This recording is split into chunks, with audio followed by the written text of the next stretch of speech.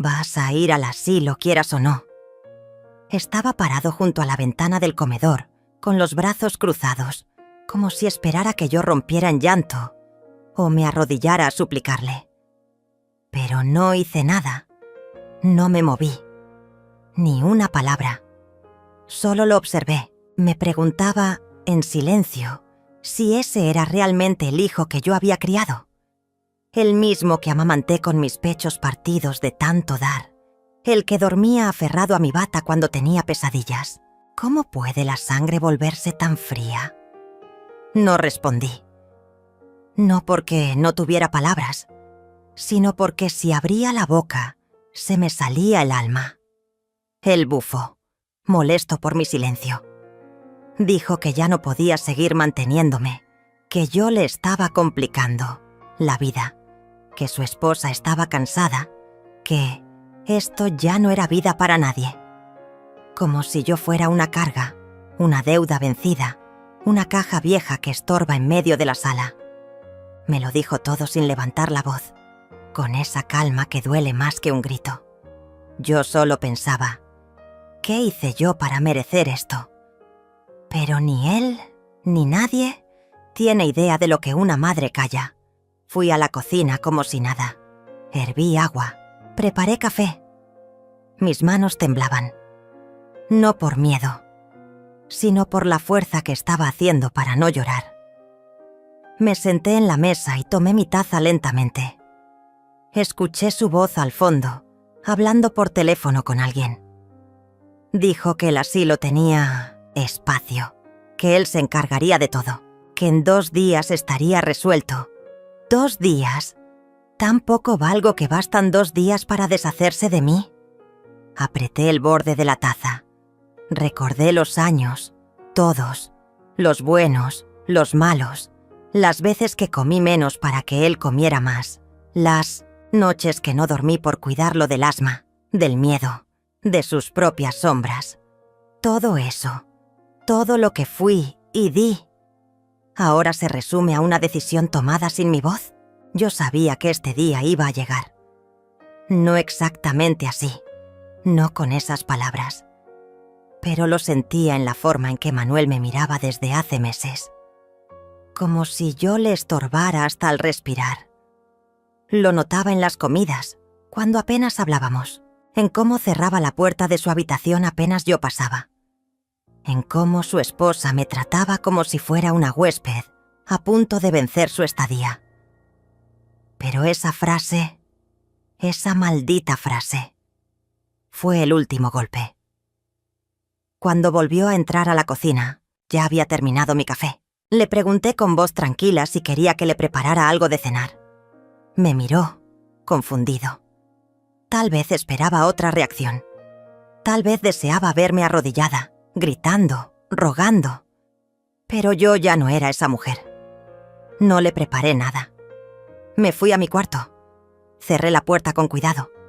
Me senté en la cama y ahí, en ese instante, en medio de la noche que apenas comenzaba, decidí que si alguien iba a tomar decisiones sobre mi vida, esa persona iba a ser yo. Manuel no sabe quién soy, o quién fui, o todo lo que me costó llegar hasta aquí. Sasie, le olvida que yo también tuve una vida antes de ser su madre, que no nací vieja, ni frágil, ni cansada, que alguna vez soñé, que bailé bajo la lluvia, que amé con locura, que me rompieron el corazón, que volví a empezar, que construí sola todo lo que él ahora quiere quitarme. Se le olvida que esta casa no le pertenece, que esta casa la levanté con mis manos, que trabajé 30 años como encargada en una panadería, de lunes a domingo, para pagar cada ladrillo, cada ventana, cada flor del jardín, que dormía apenas 4 horas por día, que nunca pedí nada, ni siquiera agradecimientos. Pero claro, la memoria es selectiva cuando conviene. Esa noche no dormí. Me quedé mirando el techo, recordando cada detalle de mi vida. El primer día que vi esta casa, cuando era solo un terreno lleno de tierra y esperanza. El día que traje a Manuel recién nacido, envuelto en una manta amarilla. Las navidades, las risas, las peleas, las reconciliaciones, todo estaba guardado en esas paredes, y ahora él quería meterme en una institución como si fuera una prisionera. No lloré, no porque no doliera, sino porque no pensaba regalarle mis lágrimas. A la mañana siguiente me desperté antes que todos. Preparé el desayuno como siempre. Manuel bajó con su expresión de siempre. Esa mezcla de prisa y distancia. Me dijo que tenía que salir a resolver unos papeles, que habláramos más tarde. Asentí. Cuando se fue, fui al armario, no para empacar ropa. Aún no. Fui por otra cosa. Una caja pequeña, de madera oscura, que guardo desde hace años. Dentro están mis documentos más importantes, escrituras, testamento, unos ahorros que nadie sabe que tengo. No mucho, pero suficiente. También hay cartas, fotografías, recortes antiguos. Me senté en la cama con la caja sobre las piernas y por primera vez en mucho tiempo sonreí. Él cree que soy débil. Cree que puede decidir por mí, pero no tiene idea de todo lo que he soportado y de lo que soy capaz. Volví a cerrar la caja. La guardé de nuevo. Tenía que actuar con calma, con inteligencia. Aún no era el momento de mostrar mis cartas. Pero la partida había comenzado, y esta vez, la que iba a mover las piezas, iba a ser yo. Esa noche fingí estar cansada. Me acosté temprano. Desde la cama, escuché a Manuel hablando con su esposa. Decían que el lugar era bonito, que tenía jardín, que estaba bien cuidado. Como si describieran un hotel de vacaciones. Como si una madre fuera una cosa que se guarda en un estante. Me tapé con la manta hasta el cuello. No para protegerme del frío, sino del desprecio. La idea de irme ya no me dolía. Lo que dolía era que ellos creyeran que podían decidirlo sin mí. Pero pronto entenderían. La siguiente semana iba a cambiarlo todo. Y esta vez sería yo quien tuviera la última palabra. Recuerdo exactamente el día que Manuel nació. Llovía como si el cielo supiera que algo importante estaba por suceder. El médico me dijo que respiró fuerte desde el primer segundo, como si exigiera el mundo entero con ese primer grito. Y yo, tonta de mí, creí que eso significaba fuerza, que significaba vida. Nunca imaginé que también fuera una advertencia. Desde pequeño, Manuel fue un niño exigente. De esos que no lloran por hambre, lloran por capricho. Que no se conforman con lo que se les da, sino que quieren lo que no les corresponde. Pero yo, con ese amor ciego de madre primeriza, me desviví por complacerlo. Trabajaba horas extras en el taller de costura para comprarle los tenis de marca que querían los niños del barrio. Me endeudé para pagarle una escuela particular, creyendo que eso lo mantendría lejos de los vicios y las malas influencias. Me tragaba las lágrimas y las noches sin dormir, con tal de verlo avanzar. Cuando murió su padre, mi esposo, Ernesto, Manuel tenía apenas 15 años. Fue un golpe duro para los dos. Pero lo que más me dolió no fue el luto. Fue la forma en que Manuel comenzó a mirarme. Como si de pronto yo no supiera nada. Como si él, con su voz que cambiaba, con su espalda que se ensanchaba, fuera el hombre de la casa. Y yo, apenas una sombra de lo que él necesitaba. «No llores tanto, mamá. De algo tenía que morirse», me dijo una noche, mientras yo aún abrazaba la almohada de Ernesto. Desde entonces, las cosas cambiaron. Ya no me consultaba nada. Salía sin decir a dónde. Me hablaba como si yo fuera su criada, su carga, su molestia. Pero aún así, yo no podía dejar de justificarlo. «Es la adolescencia», me repetía. Está dolido por la muerte de su padre y seguía preparándole su comida favorita, seguía lavándole la ropa, Seguía esperando que algún día volviera a abrazarme como cuando era niño. Pero ese abrazo nunca volvió. Pasaron los años. Manuel creció, se convirtió en ingeniero, consiguió un buen trabajo en la ciudad y se mudó. Yo me quedé en esta casa que construimos con tanto sacrificio, ladrillo a ladrillo, cuando Ernesto aún vivía. Cada rincón tiene una historia, un recuerdo, una herida. Pensé que cuando Manuel estuviera bien posicionado, volvería. No a vivir, pero sí a visitarme, a compartir un café, a interesarse por cómo estaba. Pero las llamadas se hicieron cada vez más esporádicas. Los mensajes, inexistentes. Y cuando venía, lo hacía con prisa. Apenas saludaba, miraba el reloj y se iba. Pero lo que más me dolía no era la frialdad, era la forma en que recorría la casa con la vista, como quien ya empieza a medir qué se va a llevar cuando la dueña se muera. Un día, sin previo aviso, me dijo: «Mamá, deberías ir pensando en vender esto. La casa ya está vieja y tú sola no puedes mantenerla». Me lo dijo sin mirarme a los ojos, como si no le doliera, como si no supiera que esa casa era lo último que me quedaba de Ernesto, de nuestra historia, de mí. No respondí, solo asentí, en silencio, y le serví más café. Después de eso, comenzó la presión. Llamadas cada semana. «Mamá, ¿ya fuiste al notario?» «Mamá, tengo un amigo que quiere invertir en bienes raíces». «Mamá, esto no es personal, es por tu bien». Y cada vez que colgaba sentía que una parte de mí se despegaba, como una flor arrancada del tallo. Me aferré a mi rutina, mis plantas, mi costura, mis caminatas por el barrio. Pero la sombra de su ambición ya estaba en cada rincón de mi casa. Cada vez que abría un cajón, sentía que estaba preparándome para desaparecer. Hasta que una tarde, mientras regaba los rosales, lo vi llegar.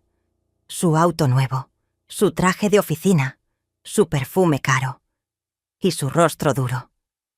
Ya hablé con el abogado. «Mamá, si no firmas los papeles me veré obligado a tomar otras medidas. Esta casa me corresponde, te guste o no». Ahí fue cuando algo se quebró, pero no en mí, en él. Porque mientras me decía eso, yo no lloré, no me alteré, solo lo observé. Y en ese silencio creo que por primera vez entendió que ya no tenía poder sobre mí, que la Thelma que él creía frágil ya no existía. Esa noche me encerré en mi habitación. Saqué el cuaderno donde llevo escritos todos los gastos que he hecho desde que murió Ernesto. ¿Cuánto costó la educación de Manuel? ¿Cuánto invertí en la casa? ¿Cuántas veces renuncié a comprar algo para mí, por dárselo a él?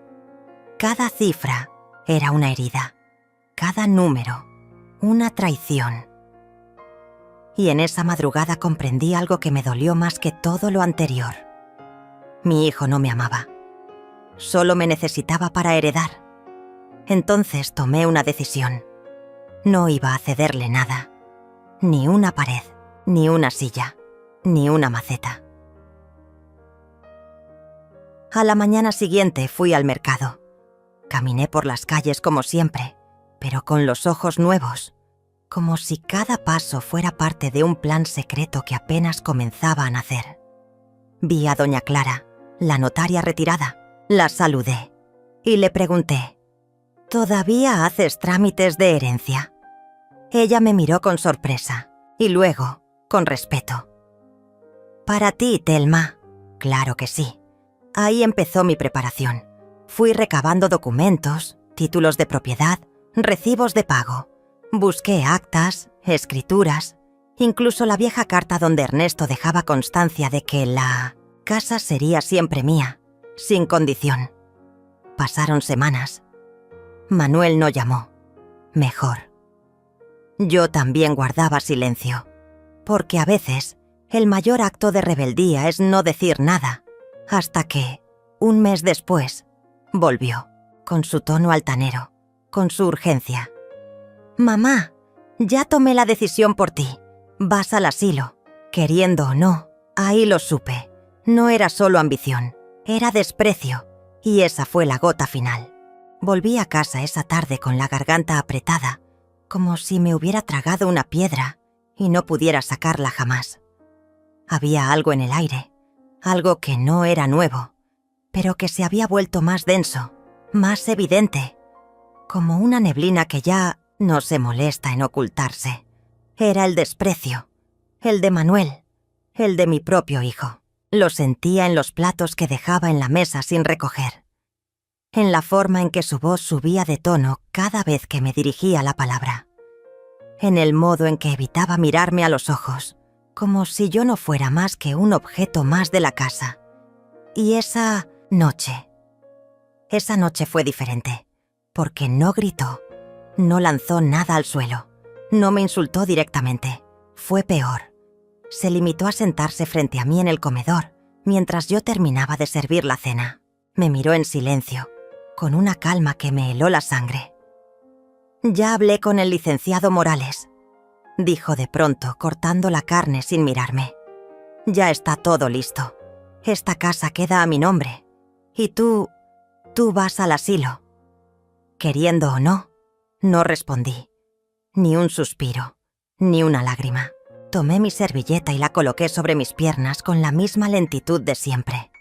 Sentí como algo dentro de mí se encogía, como si mi alma se arrugara de miedo. Pero no dije nada, porque en ese silencio yo también estaba decidiendo algo. Esa noche no dormí. Caminé por el pasillo, de una punta a la otra. Las sombras se alargaban sobre las paredes, como si la casa misma me estuviera observando. «¿Cómo llegamos hasta aquí?», me pregunté. ¿En qué momento mi hijo se convirtió en alguien capaz de mirar a su madre como si fuera un estorbo? Pero ya no bastaba con preguntas.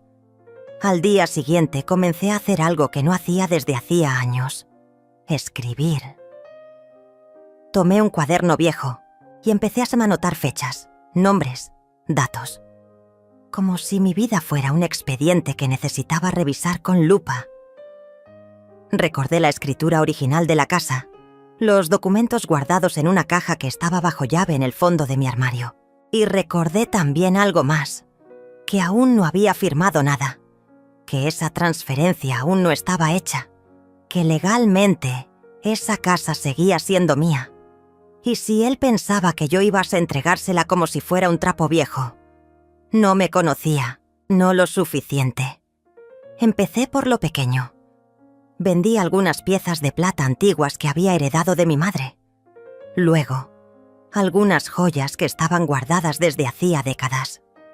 Todo en silencio, todo sin levantar sospechas. Manuel pensaba que yo seguía siendo la mujer sumisa que lavaba su ropa y le servía el desayuno sin quejarse. Pero no, ya no. Un día antes de su siguiente visita con el abogado, lo escuché hablar por teléfono en el balcón. No sabía que yo estaba detrás de la cortina, escuchando. «Sí, ya está todo listo». La vieja no dice nada, solo cocina y camina, por ahí como alma en pena. «No hay problema. En una semana firmamos y ya puedo empezar con las remodelaciones. Esa cocina la voy a tirar entera». No lloré, pero esa frase, esa maldita frase, la vieja. Así me llamaba. La vieja. No mamá, no mi madre, no la mujer que me dio la vida. Solo la vieja. Y ahí, en ese instante, exacto, supe que no había más tiempo que perder. Tenía que proteger lo poco que me quedaba de mí, lo que él no iba a destruir. Me levanté temprano al día siguiente y fui al banco. Abrí una cuenta nueva, con otro apellido. Tomé precauciones que nunca antes había tomado. Cambié contraseñas, guardé copias de documentos en lugares distintos y volví a leer la escritura de la casa, línea por línea, como si fuera una novela trágica. Y ahí, justo ahí, en esa relectura, encontré un detalle que había olvidado. una cláusula que me permitía anular cualquier cambio si demostraba coacción o abuso. Guardé esa página como si fuera oro. Las humillaciones continuaban. Manuel no se cansaba. Cada día tenía una nueva forma de hacerme sentir menos. A veces simplemente me ignoraba. Otras, llegaba con bolsas de supermercado y las dejaba caer sobre la mesa con fuerza, como si yo fuera su empleada. Ni una palabra, solo órdenes, solo miradas que cortaban. Una noche, cuando la tensión era tan espesa que casi se podía masticar, le preparé su plato favorito, sopa de flor de calabaza, como cuando era niño. Pensé, en mi ingenuidad todavía latente, que al probarla recordaría algo, algún momento feliz, alguna risa, algún abrazo de los tiempos en que él aún era un niño con las manos pequeñas que buscaban refugio en mi falda. Pero no.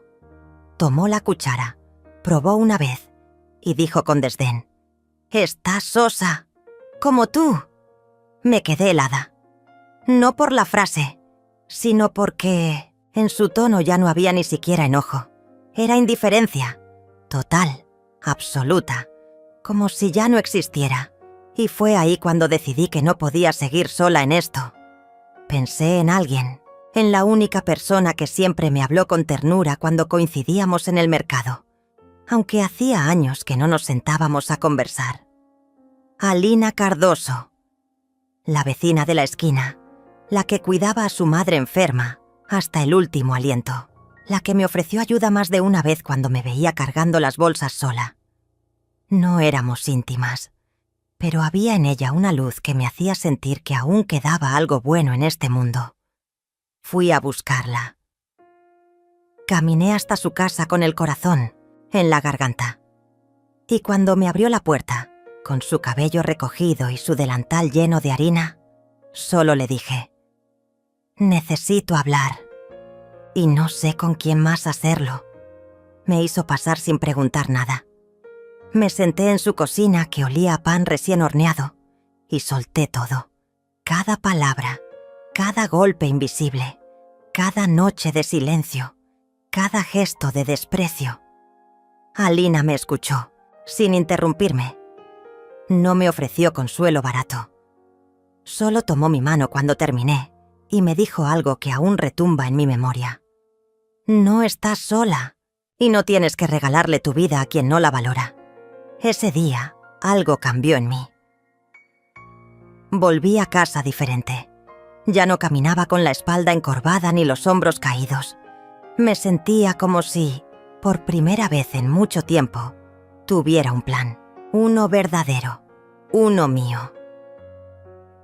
Y Manuel lo notó. Me miró con los ojos entrecerrados como si sospechara algo. Pero no dijo nada. Solo frunció el ceño y siguió revisando su teléfono. Yo, en cambio, sonreí, porque sabía que el tiempo de él se estaba acabando y el mío recién comenzaba. Alina cumplió su palabra. No solo me escuchó esa primera vez, empezó a visitarme con frecuencia, sin hacer ruido, como si supiera que en esta casa cualquier susurro podía volverse dinamita. Me traía pan casero. A veces solo se sentaba en el patio conmigo a ver las hojas caer, y poco a poco se fue volviendo una presencia constante, una compañía que no necesitaba muchas palabras. Su manera de estar era un alivio en medio de tanta sombra. Una tarde, mientras preparábamos juntas un poco de café de olla, me miró con esos ojos tranquilos y me dijo algo que me estremeció. «Thelma, si tú decides irte, yo te ayudo. A donde sea. No necesitas decirme cuándo, solo dime que lo vas a hacer». No respondí de inmediato.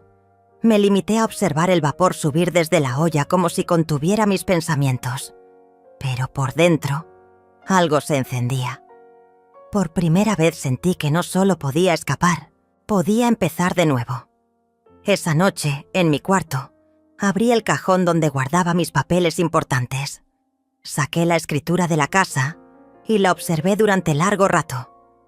Ahí estaba mi nombre, en tinta negra, Thelma Valentino era mía. Todo seguía en regla. No había cedido nada, aún no, y no lo haría. Empecé a reunir todo lo que necesitaría para desaparecer. Documentos, algo de dinero que fui sacando poco a poco, sin levantar sospechas. Mi acta de nacimiento, libretas bancarias, una vieja cadena de oro que perteneció a mi abuela. Escondí todo en una caja de galletas vacía que guardé bajo un falso fondo en el ropero. Nadie lo sabría. Mientras tanto, fingía. Seguía poniendo la mesa como siempre, cocinando sin entusiasmo, pero sin errores. Manuel parecía distraído, más ocupado con sus llamadas, con sus planes de inversión, con las remodelaciones que ya imaginaba para una casa que aún no era suya. Pero empecé a notar un detalle inquietante. Me revisaba. A veces entraba a mi habitación sin avisar, con la excusa de buscar una pluma o preguntarme si había visto sus llaves. Se quedaba unos segundos más de lo necesario, como si inspeccionara algo. Sus ojos recorrían los cajones, los estantes. Buscaba pruebas. No sabía qué exactamente, pero me sentía observada. Por eso fui más cuidadosa. Empecé a memorizar los lugares donde guardaba mis cosas, a tomar fotos con mi teléfono viejo por si alguien las movía. Todo tenía que estar medido, cada gesto, cada palabra. Fue entonces cuando Alina me ofreció una posibilidad que nunca había considerado. Mi prima vive en Valle de Bravo.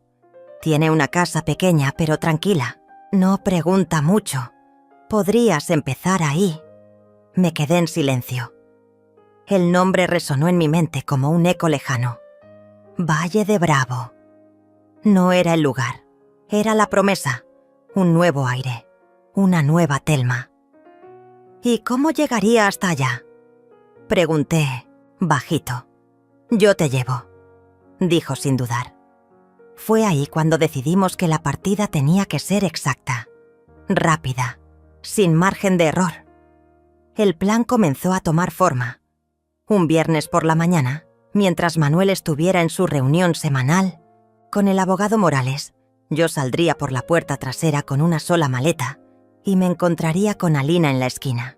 Ella tendría todo preparado: el coche, el camino, el silencio. Me comprometí con un solo objetivo: dejarlo todo en orden antes de irme. Que él encontrara la casa intacta, limpia, como una herencia vacía. Solo los muebles y las paredes. Nada más. Porque ya había comenzado a vender, poco a poco, los objetos con valor. No los grandes, no los obvios, pero sí los que él nunca notaría hasta que los necesitara. Vendí la vajilla de porcelana que mi madre me dejó, una colección de figuras de barro negro de Oaxaca, un cuadro de óleo que colgaba en el pasillo desde hacía 20 años. Cada venta era un pequeño adiós, un trozo de historia que soltaba con una mezcla de tristeza y liberación. El dinero lo guardaba en sobres dentro de un doble forro en mi bolso. Si todo salía bien, tendría lo suficiente para vivir por un tiempo sin depender de nadie, sin pedir nada. Pero los días pasaban y Manuel empezaba a mostrarse más nervioso. Una tarde me dijo: ¿Tú has ido al banco últimamente? Negué sin cambiar el gesto. ¿Por qué? No sé. Siento que algo raro está pasando. Quiero asegurarme de que no estés firmando nada sin decirme. La ironía era brutal. Él, el que planeaba arrebatarme la casa, se preocupaba de que yo hiciera algo raro. No tengo nada que firmar, Manuel. Tú sabes que ya no me ocupo de esas cosas. Mentí. Su mirada me atravesó, pero no insistió. Y entonces, 2 días antes de mi salida, pasó algo que no esperaba. Un accidente menor. Estaba guardando los últimos papeles en mi caja escondida cuando se me cayó un recibo al suelo. Manuel entró justo en ese momento y lo vio antes de que pudiera levantarlo. Lo tomó. Era de la venta de una figura antigua. No tenía mi nombre, pero sí una dirección de entrega. «¿Qué es esto?», preguntó. Es de hace mucho. Lo encontré en una caja. No es nada, respondí con el corazón latiéndome en la garganta. Me observó durante segundos que me parecieron eternos. Luego dejó el papel sobre la mesa y salió sin decir más. Pero esa noche no durmió en casa. Alina me llamó en cuanto se enteró. Adelantamos todo. No podemos arriesgarnos, y así fue. El día anterior al planeado, recogí mis cosas. Una sola maleta. Dejé una carta en la mesa del comedor, bajo un florero. No era una despedida con cariño, era una declaración. Le expliqué que la casa no era suya, que no había firmado nada, que ya no tenía mi permiso ni mi silencio. Todo lo que destruiste en esta casa, le escribí, no se arregla con paredes nuevas. Y ahora que me voy, por fin lo entenderás. La presencia de una madre vale más que cualquier dinero. Esa fue mi última frase. No firmé con amor. Solo puse mi nombre. Thelma Valentino. Cuando Alina llegó por mí, no lloré. Cerré la puerta con firmeza. No miré atrás. El cielo estaba cubierto de nubes espesas, pero sentí algo parecido al sol en la piel. Libertad, Neos. Alejamos en su coche sin música. El camino era largo, pero por primera vez en años no me importaba a dónde iba. Solo sabía que no volvería y que el monstruo que crié tendría que aprender a vivir sin mí. El coche avanzaba despacio por la carretera secundaria, flanqueada de árboles altos que se mecían al ritmo de un viento templado. Alina mantenía ambas manos firmes sobre el volante y yo miraba por la ventana como si la vida pasara por primera vez. Atrás quedaba la casa. Atrás quedaba Manuel. Atrás quedaba esa versión rota de mí que había soportado demasiado. Ninguna de las dos hablaba. A veces los silencios no necesitan llenarse. El mío estaba poblado de imágenes, de frases que nunca dije, de gritos que ahogué por años. El de Alina, creo, era el silencio de quien comprende el peso de lo que se deja atrás. Pero mientras nos alejábamos hacia el horizonte, en esa casa que dejé intacta como una carcasa vacía, Manuel regresaba a su prisión dorada. Aparcó su coche en la entrada sin notar nada raro. Entró hablando por teléfono, con esa voz aguda que usaba para cerrar negocios, que nunca eran lo que decía. Cruzó la sala sin mirar el florero ni la carta debajo. Se sirvió un vaso de agua, pateó sus zapatos, al rincón se dejó caer en el sillón. Fue entonces cuando algo le golpeó. El silencio, un silencio distinto. No el de siempre, no el de una madre callada por costumbre. Era otro, más pesado, más profundo, un hueco, un eco. Se levantó y caminó por la casa. Llamó mi nombre una vez, 2, 3, nada. Subió las escaleras y encontró la habitación vacía. No desordenada, no revuelta, solo vacía, como si el alma se hubiera marchado. Fue bajando con pasos lentos y al pasar por la mesa, finalmente vio la carta. La leyó, de pie, con el ceño fruncido, al principio sin entender, luego con rabia, luego con incredulidad y por último, con esa expresión que tienen los hombres que jamás pensaron que algo los abandonaría. Rompió el papel, lo lanzó al suelo, dio una patada al florero, que se estrelló contra la pared. «¡No tienes derecho!», gritó a la nada, a una mujer que ya no estaba ahí para escucharlo. Revisó el closet, abrió los cajones, descubrió que faltaban cosas, joyas, papeles, las carpetas con la escritura de la casa, los sobres con dinero, todo. Por primera vez en su vida adulta sintió miedo. No miedo de perder una propiedad, miedo de haber perdido el control. Llamó a mi teléfono 1, 2, 20 veces. Siempre el mismo mensaje. El número que usted marcó no está disponible. Llamó a sus contactos. Nadie sabía. O nadie quería decir. Incluso intentó llamar a Alina, a quien subestimaba profundamente. Ella no respondió, y ahí empezó el verdadero derrumbe. Durante días, vagó por la casa como un fantasma furioso. Reescribió la carta con rabia en su mente. Se decía a sí mismo que yo volvería, que era un arrebato, que no podía vivir sin él, que era demasiado vieja para comenzar de nuevo. Pero cada noche que pasaba solo, cada café que tenía que prepararse él mismo, cada camisa que no encontraba planchada, se le metía en la piel una certeza molesta. Esta vez no volvería. Fue entonces cuando comenzó a investigar. Fue al banco, revisó movimientos, vio que faltaba dinero, pequeñas sumas retiradas por semanas. Nunca lo notó. Siempre creyó que yo era torpe. Nunca pensó que podría esconder algo de él. Fue al abogado Morales y le exigió saber si había movimientos legales en la propiedad. Morales, incómodo, le dijo que yo había pedido una copia certificada de la escritura, nada más, sin firmas, sin donaciones, nada. Entonces, ¿sigue a su nombre?, preguntó con la voz crispada. Sí, todo sigue siendo de su madre. ¿Y si la vendo sin su firma? Morales levantó la ceja. No puede. Legalmente no tiene ningún derecho. Y esa fue la gota. Manuel entendió que no solo me había perdido, me había subestimado. Empezó a hablar con vecinos, a preguntar por alguna amiga, pero nadie decía nada. Incluso se acercó a la casa de Alina, golpeó la puerta, pero nadie respondió. Supo que ella también se había ido por unos días. Eso lo enfureció aún más. Comenzó a beber. No de manera violenta. No como en las películas.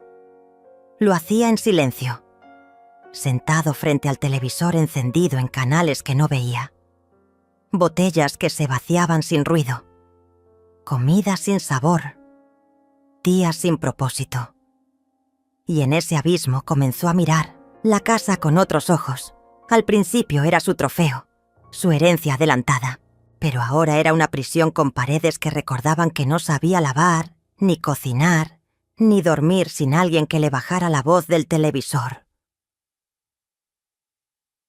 Una mañana, despertó y encontró la sala cubierta de polvo. Se dio cuenta de que el refrigerador estaba vacío, que no quedaba café, que el baño olía a encierro. Y entonces rompió en llanto. No un llanto de niño, no uno ruidoso. Fue un llanto bajo, casi vergonzoso.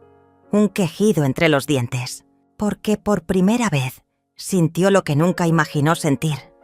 Abandono. Y esa era la verdadera venganza. No los papeles, no el dinero, no la carta, sino la ausencia. La mía. Esa madre que siempre estuvo, incluso cuando no merecía compañía. Esa que aguantó desprecios disfrazados de bromas, órdenes disfrazadas de consejos, frialdad disfrazada de cuidado. Yo no había dejado la casa, había dejado el peso, había soltado a mi verdugo, y eso por dentro lo desarmaba, porque por mucho que gritara, que se enojara, que buscara venganza, no podía obligarme a volver.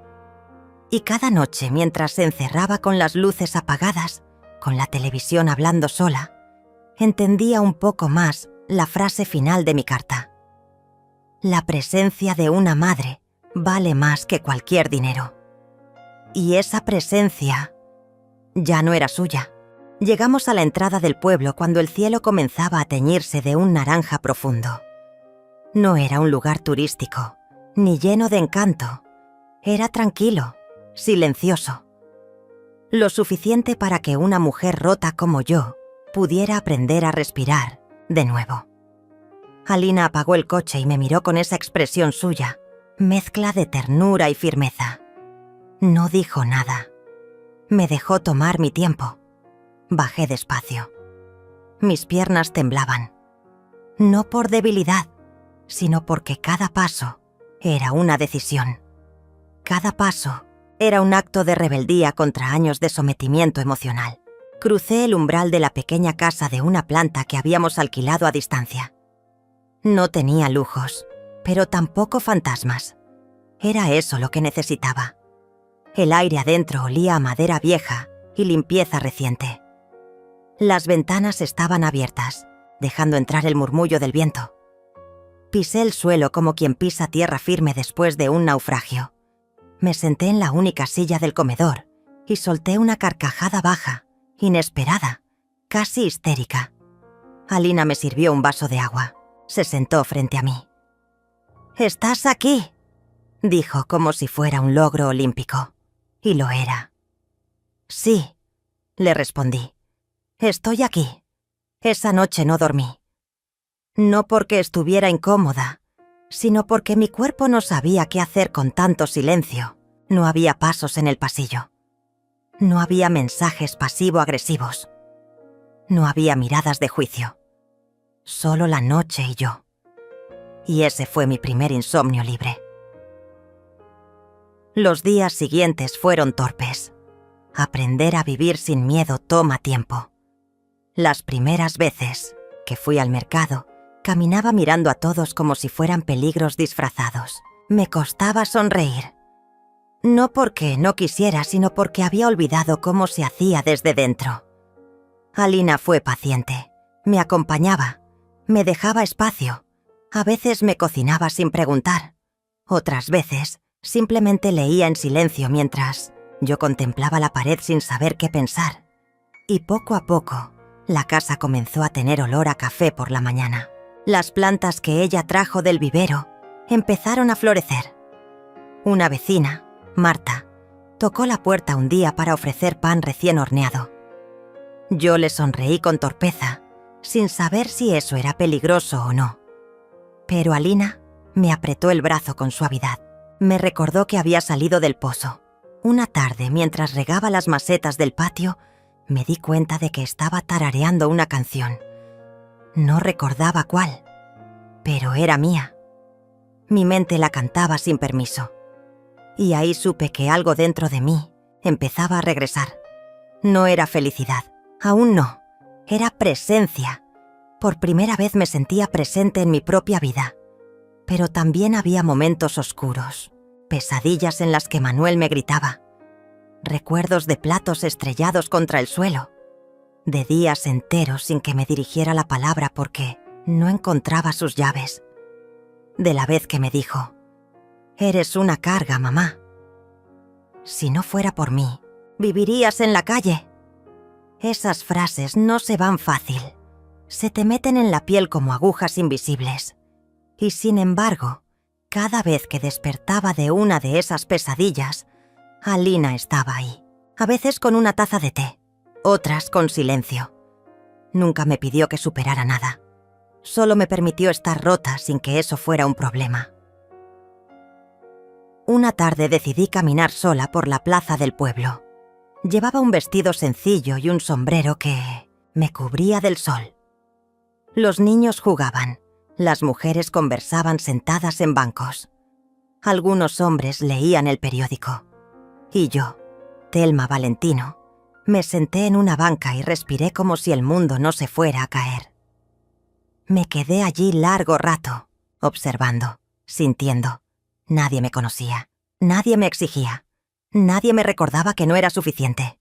Y eso era libertad. Al regresar a casa, Alina me esperaba con una sonrisa cómplice. «¿Cómo te fue?» «Extraño.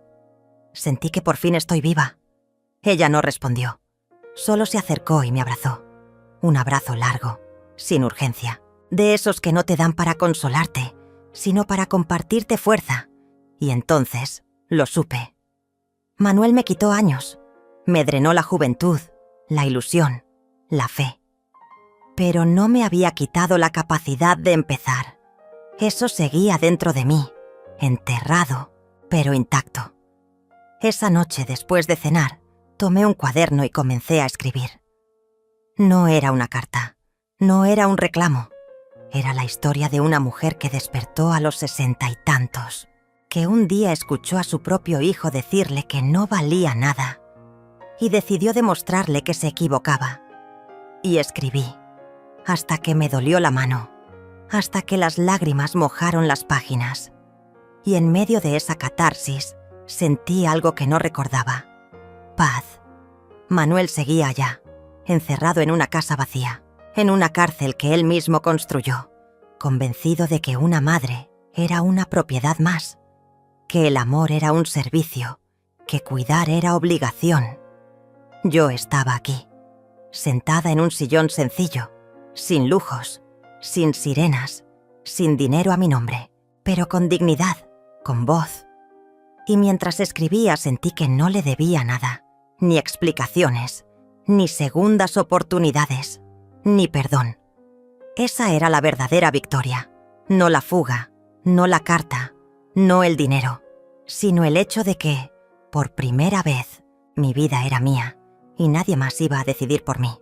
Pasaron algunos días más y algo en mí comenzó a cambiar de forma más visible. Alina lo notó primero. Me levantaba antes, cocinaba con más frecuencia, incluso decoré un poco la casa. Puse cortinas nuevas con un estampado floral sencillo que me recordaba los veranos en casa de mi abuela. Esa era la señal más clara de que, en lo profundo, empezaba a sentir que este lugar podía ser un hogar. Una tarde, mientras regaba las plantas del patio trasero, Alina salió con su móvil en la mano. Su rostro estaba serio. Me lo tendió en Mintos Dios, silencio. Había una llamada perdida, de Manuel. No pregunté cómo había conseguido su número. No me sorprendía. Si algo sabía hacer era encontrarme cuando le convenía. Pero no devolví la llamada. No le debía eso. Me limité a devolverle el móvil a Alina y seguí regando como si nada. Ella no insistió. Sabía que esa decisión debía ser mía. Al día siguiente llegó un mensaje. No lo abrí. Lo borré sin leerlo. Y me sentí culpable. Por exactamente 3 segundos. Luego, recordé cada madrugada en vela. Cada cállate. No entiendes nada. Cada vez que me dijo que yo era una molestia, un estorbo, el mensaje se desvaneció en el aire como polvo innecesario. Mientras tanto, en la ciudad, Manuel empezaba a hundirse en su propio abismo. Los primeros días tras mi partida, los pasó convencido de que era una rabieta. Que volvería. Que nadie, como yo, podía soportar la incertidumbre, la calle, la soledad, que estaría de rodillas en cuestión de días. Pero no volví, y eso, lentamente, empezó a enloquecerlo. La casa, antes llena de ruido, mis pasos, mis suspiros, mi voz llamándolo a cenar, ahora era un mausoleo de silencio. Había platos sucios que nadie lavaba. La ropa empezaba a acumularse. El polvo cubría los muebles como si se tratara de una metáfora cruel. Y él, Manuel Valentino, tan acostumbrado a mandar, no sabía ni dónde estaba el detergente. Intentó llamar de nuevo, una y otra vez. Me dejó audios. Algunos de voz tranquila, pretendiendo preocupación. Otros con un tono más severo, exigiendo explicaciones, reclamando. Llegó a decir que si no volvía pronto, iba a considerar que lo estaba abandonando, como si aún tuviera derecho a definirme. No respondí. Me enteré, por una amiga en común que aún mantenía contacto con él, que fue a la notaría buscando el testamento. Descubrió que lo había modificado hacía semanas, retirando su nombre. Dejé todo en blanco legal. Nada era suyo. La casa seguía estando a mi nombre, pero había iniciado los trámites de venta. Iba a deshacerme de todo. Dicen que gritó, que rompió cosas, que juró que era una traición, una puñalada, que cómo me atrevía después de todo lo que él había hecho por mí. La ironía era exquisita. Después de todo lo que hizo por mí, sí. Me quitó la risa, me drenó la energía, me convirtió en una sombra, me educó en la culpa y Me ató con miedo. Ese era su gran aporte, y aún así se sentía merecedor. Las semanas siguieron su curso. Él dejó de llamar. Empezó a mandar mensajes indirectos a través de conocidos, que estaba mal, que no comía, que no dormía, que no entendía cómo su propia madre lo había dejado así, sin más. Yo escuchaba todo con una mezcla de pena y determinación. No era indiferente, era libre. Y eso era más importante que su tristeza, porque mi dolor duró décadas. El suyo apenas comenzaba. Un día llegó una carta, un sobre sin remitente. Alina lo tomó primero. Me preguntó si quería leerla. Dudé, pero la abrí. Era de Manuel, una carta escrita con una caligrafía apresurada, llena de excusas que no eran verdaderas disculpas, de frases como «si te hice sentir mal, yo solo quería lo mejor, todo esto me supera». Ninguna línea decía «te maltraté, te anulé, te herí». Ninguna línea me ofrecía paz, solo confusión. Guardé la carta en una caja, sin responder. No merecía un cierre. Lo que merecía era mi distancia. Y entonces, un día, me desperté con el impulso de caminar hasta el mirador del pueblo. Era temprano. El sol apenas se asomaba y el aire tenía ese aroma a tierra mojada que siempre me hizo sentir viva. Subí sin prisa, paso a paso. Sentí cada músculo, cada respiración, como si mi cuerpo se estuviera reconstruyendo. Desde lo alto vi el mundo con otros ojos. Thelma Valentino ya no era la mujer que pedía permiso para existir. Ahora era alguien que había elegido desaparecer de donde no era amada. No me arrepentía. Pensé en vender la casa, en usar ese dinero para viajar, para vivir tranquila con Alina, para regalarme los años que él nunca me dejó tener. Y lo haría, porque era mía, porque por primera vez todo lo que yo tenía, mi cuerpo, mis decisiones, mis afectos, también era mío. Y en ese instante, el viento sopló fuerte, como si la vida misma me susurrara: «Estás exactamente donde debes estar». No era una venganza, no era castigo, era justicia emocional. Manuel aprendería si quería que una madre no es eterna, que no se puede pisotear un corazón y esperar que siga latiendo por ti. Yo ya no latía por él, latía por mí. Manuel no supo cuándo comenzó a sentir que la casa ya no le pertenecía. Al principio fingió que era temporal. Se dijo a sí mismo que yo estaba exagerando, que necesitaba tiempo para tranquilizarme, que volvería en cuanto se me pasara la tontería. Pero a medida que pasaban los días y no regresaba, el silencio comenzó a multiplicarse en las esquinas. Ya no era simplemente una ausencia, era una condena. La cocina amanecía fría. No había olor a café. Nadie abría las ventanas. El polvo comenzó a instalarse como un huésped que sabía que no sería expulsado. La casa, sin mi presencia, se volvió inhóspita para él. Y eso, para Manuel, era incomprensible, porque toda su vida me había visto como un mueble útil, una extensión de la casa, una especie de entidad sin voluntad que servía sin preguntar. No entendía que el alma de ese hogar era yo, y que, al irme, me la llevé conmigo. Alina me observaba, en silencio cada mañana. Sabía que algo dentro de mí se estaba reordenando. No hablábamos mucho sobre Manuel, pero ambas sabíamos que él estaba intentando rastrear mi sombra. Lo hacía a través de llamadas perdidas, mensajes que nunca respondía, y rumores que me llegaban como ecos lejanos. Había ido al banco, a la notaría, incluso a casa de una prima lejana con la esperanza de que alguien supiera de mí. Pero yo me mantuve invisible. No por miedo, sino por dignidad.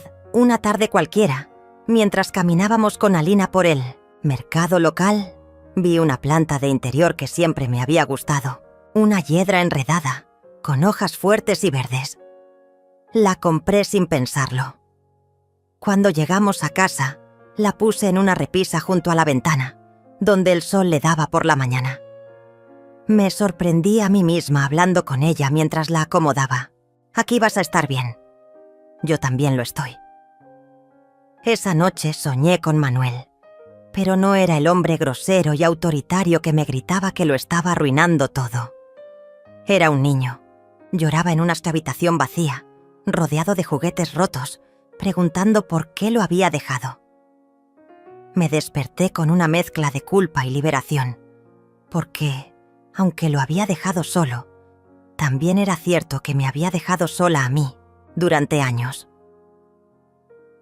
Los días siguieron, y con ellos vinieron más noticias de su deterioro. Un conocido en común, el esposo de una vecina que aún tenía contacto con él, me contó que ya no iba al trabajo, que vivía encerrado, malhumorado, gritando por teléfono a quien se atreviera a mencionarme, que había comenzado a beber, que una vez incluso lo encontraron dormido en el sofá, rodeado de botellas, con la televisión encendida repitiendo un programa de cocina. El mismo que yo veía cada tarde.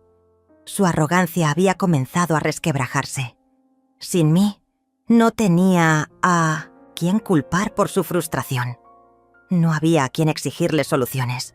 No había a quien humillar para sentirse más grande, y por primera vez debía habitarse a sí mismo. Y no sabía cómo. Recibí una carta manuscrita. No tenía remitente, pero reconocí la letra. Era de él. Un intento torpe de disculpa, mezclado con súplicas y manipulaciones disfrazadas de preocupación. Decía cosas como: «No entiendo por qué lo hiciste así. Podríamos haberlo hablado. Yo también estoy sufriendo». No había un solo «lo lamento». No había una pizca de verdadera introspección, solo una cadena de frases diseñadas para hacerme volver a girar en su órbita. Rompí la carta en pedazos pequeños, la quemé en el lavadero y observé cómo las cenizas se deshacían en el aire. Fue la primera vez en años que sentí verdadero alivio. No necesitaba su aprobación ni su perdón.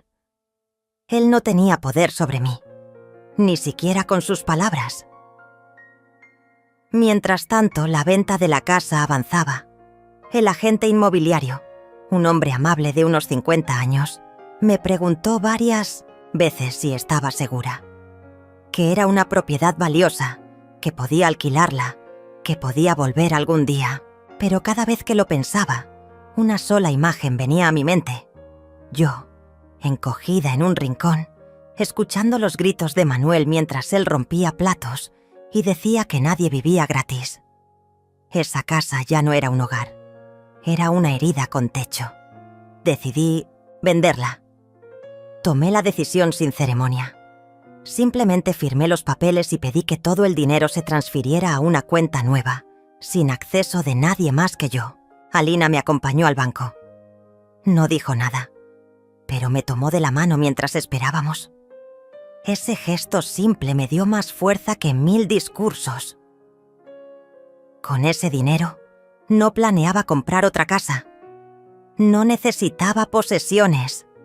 Planeaba vivir, visitar los lugares que siempre soñé y nunca pude. Tal vez Italia, tal vez Oaxaca. Quería aprender a bailar, a nadar sin miedo. Quería reír sin pedir permiso. Pero sobre todo, quería que Manuel supiera que había vendido todo, que no quedaba nada, que la casa que él creía heredar ahora pertenecía a otra familia, que cada azulejo, cada puerta, cada mueble, ya no eran suyos, porque nunca los cuidó, porque creyó que merecer era suficiente. Me contaron que cuando lo supo, se volvió loco, que fue a la casa a intentar frenarlo todo, pero ya estaba vacía. Los nuevos dueños habían pintado las paredes, habían tirado los muebles viejos. Ya no quedaba rastro de mi vida allí. Y él, parado en medio del patio, gritaba mi nombre como un niño furioso al que se le quitó un juguete. Llamaba a mi teléfono, pero ya había cambiado de número. Escribía correos que nunca se entregaban. Me buscaba como se busca a un fantasma, porque eso era para él ahora. un espectro que se había ido, llevándose consigo el aire. Una noche, Alina me preparó una cena especial. Había arroz con azafrán, pan casero y un vino dulce. Brindamos por lo perdido, por lo que nunca más cargaría, por lo que finalmente había soltado. Esa noche, mientras la escuchaba hablar sobre sus planes para abrir un pequeño taller de bordado, pensé que quizás no todo lo roto debía doler. Algunas grietas eran caminos hacia la luz. Manuel seguiría buscándome, no porque me amara, sino porque no sabía vivir sin alguien a quien someter. Y yo ya no estaba dispuesta a ser eso para nadie. Nunca había sentido el aire tan liviano como aquella mañana en Veracruz. Me desperté sin sobresaltos, sin aquella presión en el pecho que me acompañaba desde hacía años. Por primera vez en mucho tiempo, no escuché voces exigiéndome cosas. No sentí pasos fuertes en el pasillo. No temí abrir los ojos. Abrí la ventana y dejé que el sol me rozara la cara. Era suave, casi tibio, como una caricia nueva. Respiré hondo. Me senté en el borde de la cama y por fin supe que había comenzado otra vida. La mía. Alina ya había salido temprano al mercado. Me dejó una nota escrita con tinta azul sobre la mesa. Hoy traigo tamales y café del bueno, te lo prometo. Sonreí. No por los tamales, ni por el café. Sonreí porque alguien pensó en mí con ternura, y eso, después de una vida entera de silencios y órdenes, vale más que cualquier tesoro. Los días pasaban lentos, como se necesita cuando uno está sanando. Aprendí a caminar despacio, a detenerme frente a los árboles, a mirar el cielo sin tener que estar pendiente del reloj. Alina me enseñó a nadar de nuevo, no en el mar, sino en la vida. Me dejaba dormir siesta, me ponía música de su juventud, cocinábamos juntas, a veces llorábamos también, pero con ese llanto que limpia, no que ahoga. No todo fue fácil. Me descubrí rota en partes que no sabía que existían. A veces me encontraba mirando una pared, en silencio, recordando cosas que dolían como espinas viejas que nunca cicatrizaron. Otras veces me despertaba con el nombre de Manuel en la boca, sin saber si era rabia, tristeza o costumbre. Porque así es el corazón. No se desprograma de un día para otro. Pero ya no le tenía miedo a esos recuerdos. Había ganado algo más fuerte que el miedo, la certeza de que me elegí. Al fin, un día mientras caminábamos por el malecón, Alina me preguntó si extrañaba la casa. Me quedé pensando un largo rato. Extraño la mujer que fui ahí, la que aguantó, la que se arrastró para darlo todo. Pero no la casa en sí, no. La vendí sin mirar atrás, porque entendí que los ladrillos no valen más que la paz. Y era cierto, no me arrepentía. Me había liberado. Manuel me llamó una vez más. No contesté. Me dejó un mensaje de voz. Su tono era frío, pero disfrazado de cortesía. Madre, deberíamos hablar. Hay cosas que no están claras. No respondí. Porque sí, todo estaba claro, clarísimo. Él quería saber cuánto dinero me había quedado. Quería asegurarse de que no quedara fuera del testamento del todo. Quería ver si aún podía controlar algo. Pero yo ya no era la misma mujer que un día lloró frente a su amenaza de asilo. Yo ahora dormía con las puertas abiertas. Caminaba sin mirar atrás. Y cada vez que me tomaba un café con Alina en la terraza, cada vez que sentía el viento jugar con mi cabello canoso, sabía que estaba exactamente donde debía estar. Un atardecer, escribí una carta, no para enviársela, sino para liberarme. Manuel. No naciste malo, naciste mío. Y eso fue lo que más me dolió, porque en algún momento creí que me amarías con la misma fuerza con la que yo te protegí. Pero no fue así. Me trataste como un mueble viejo. Me viste como carga. Me quisiste encerrar. Me hablaste con desprecio. Y aún así, me costó soltarte. Pero lo hice. No me debes nada, ni yo a ti. Mi deuda era conmigo, y ya la pagué. No te preocupes por mi testamento. Todo está resuelto.